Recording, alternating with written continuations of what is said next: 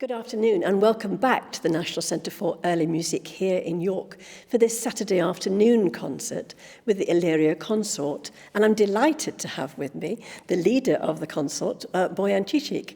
And Bojan, of course, I've known you for a little while now. It's great that you're here with the consort. But perhaps other people watching who come regularly might be more used to you with all sorts of different groups. So can you tell me a little bit about the creation of this particular consort, your own group?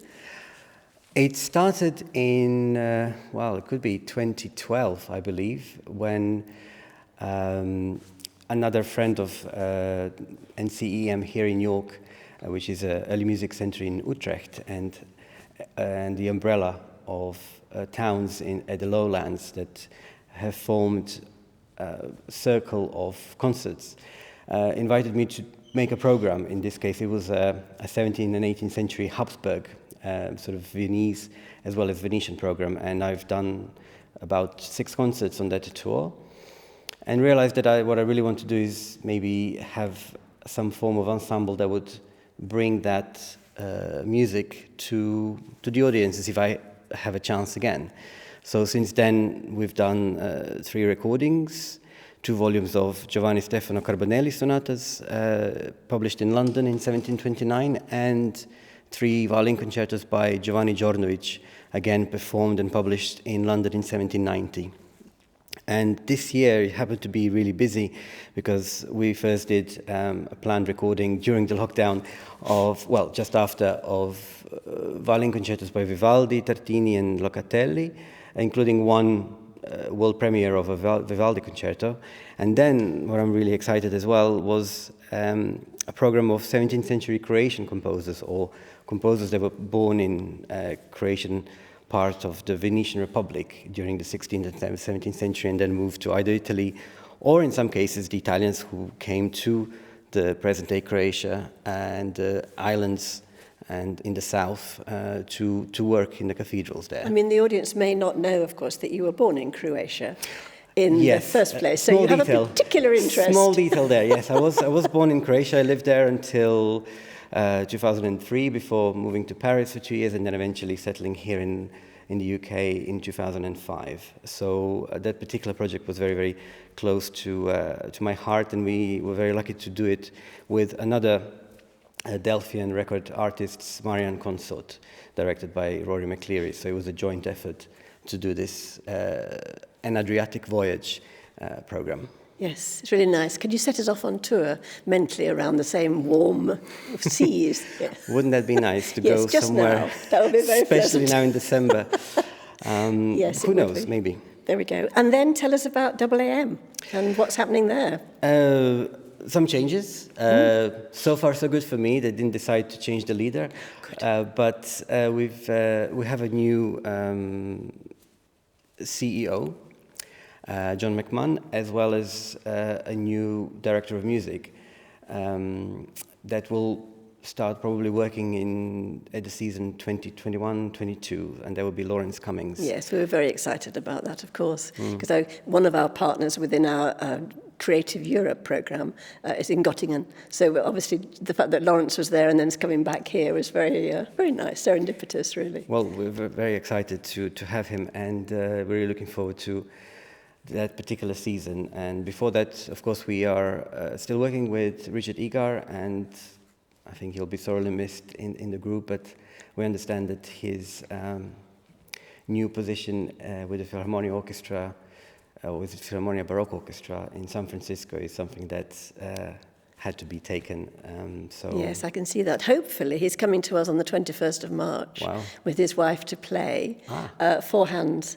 So I hope to catch him just before he sort of shoots off on an aeroplane. And then can we just talk about this evening's concert? Yeah. Because of all the people involved in the festival, I think you've thought the most carefully, actually, about the programme and relating it to Advent and to Christmas. So you get a prize for that before we start. I tried. It actually took a long time because this, of course, the programs for Christmas and Advent season have to involve a singer. And then it's really obvious thing to do. But trying to find an instrumental music program is a little bit more difficult.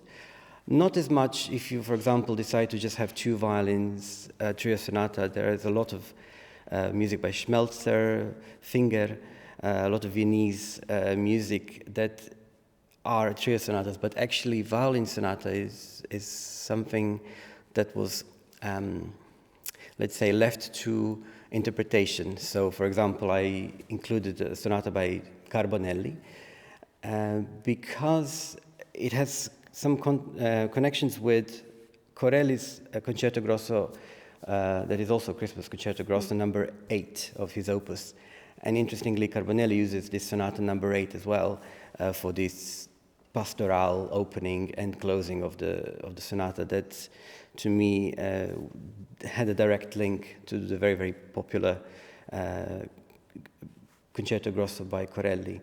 The rest of the program, I think, was really focused on the Lutheran chorale Wie schön leuchtet die Morgenstern that we'll hear in both organ version that Buxtehude wrote, as well as, we don't know, anonymous is the normal way of describing this sonata, but possibly Nikolaus Strunk violin sonata on the same chorale, which for me is one of the hardest music I've ever encountered for violin in the 17th century. So whoever wrote it was an exceptional virtuoso. So that's even harder than the Biber, which you've thrown in the middle just to give yourself a little bit of an extra challenge. An extra challenge with playing on a different instrument, because it's from a Rosary Sonatas. We're performing a Nativity Sonata number 3. And to me, it's probably the most poignant moment of the whole program, because Biber uses towards the end of this sonata exactly the same motive that he used in Crucifixion, Sonata number 10. So it's not all merriment. It's also very, very heavy Catholic sort of view on birth of Christ as something actually not just sad and hopeful, but not just hopeful and happy, but also gives us a premonition of how his life ended before Easter happened. So yes, well, perhaps a cheerier note. A cheerier note. We have. There's just a moment, moment of minor key. Actually, everything else is in major, but this particular sonata is in B minor, and it's extraordinary work, like all of the Rosary sonatas. It's utterly beautiful. So we'll look forward to that, and look forward to everybody joining us later on this afternoon. Thank you very much indeed, Bojan. Thank you.